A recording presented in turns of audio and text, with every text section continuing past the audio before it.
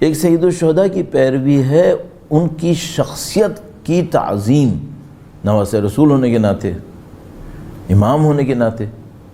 ایک امام سید الشہداء کی پیروی ہے ان کے غم کا منانا، ان کے غم کا اظہار اور ان کے غم میں شرکت۔ اگر یہ منانا اور یہ اظہار شرکت کہلا سکے، وہ مقام ان کا بہت، ان کے غم کا مقام بہت بلند ہے۔ ایک تیسرا معاملہ ہے ان کی شخصیت کی تعظیم، ان کے غم کا منانا، اظہار، اور تیسری بات ان کی طرح ظالم کو للکارنا، ان کی طرح اس ظلم کو للکارنے کی راہ میں جہاد کرنا، قربانیاں دینا۔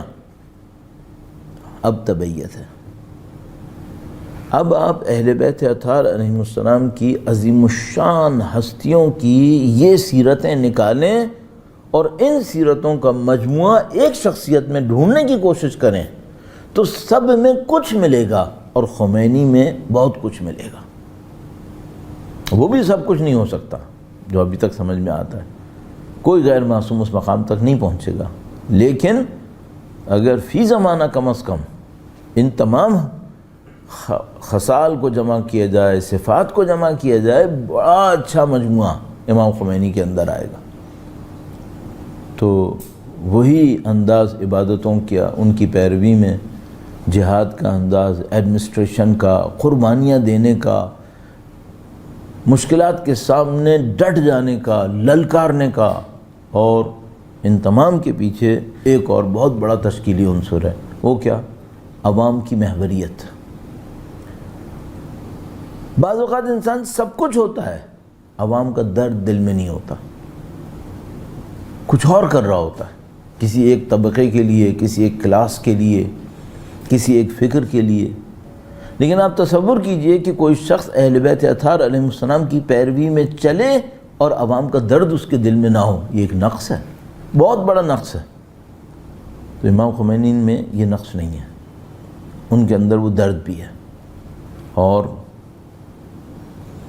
مکمل اس درد کو اپنے اندر احساس کرتے ہیں۔ یہ ان کی شخصیت کے تشکیلی عناصر ہیں۔ تو مثال کے طور پر امام خمینی کی شخصیت کیسے بنی ہے؟ اہل بیت کے دیے ہوئے عرفان سے، اہل بیت کے دیے ہوئے جہاد سے، اہل بیت کے دیے ہوئے علم سے، اہل بیت کے دیے ہوئے عوام الناس سے ہمدردی، خلق خدا سے محبت، ان سب سے۔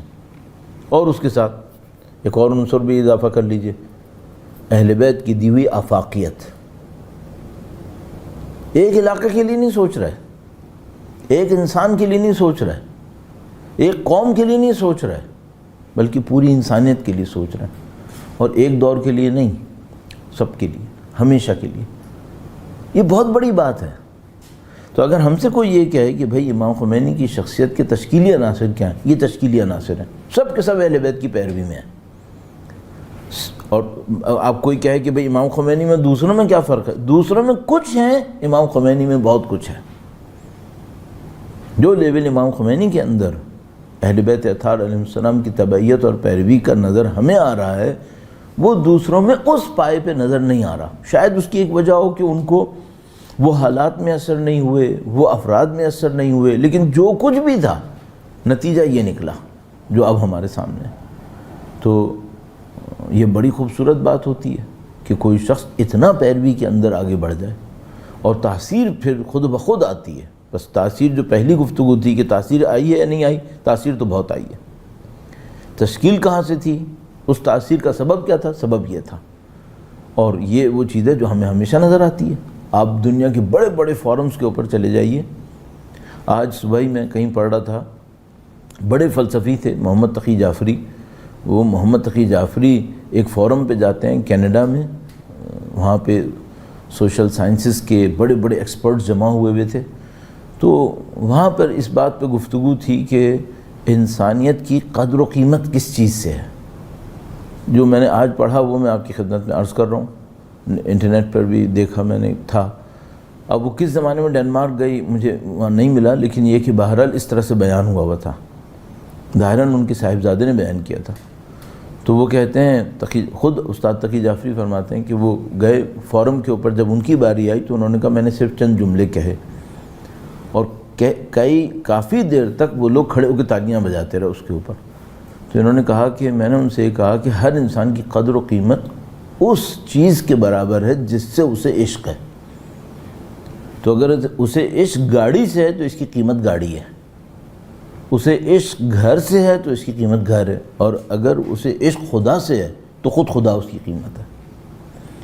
تو اب ظاہر یہ بہت بڑی بات تھی. کہنے کہ وہ کافی دیر تک تالیاں بجاتے رہے. پھر کہنے کہ جب انہوں نے کہنے کہ میں اپنی جگہ بیٹھ گیا.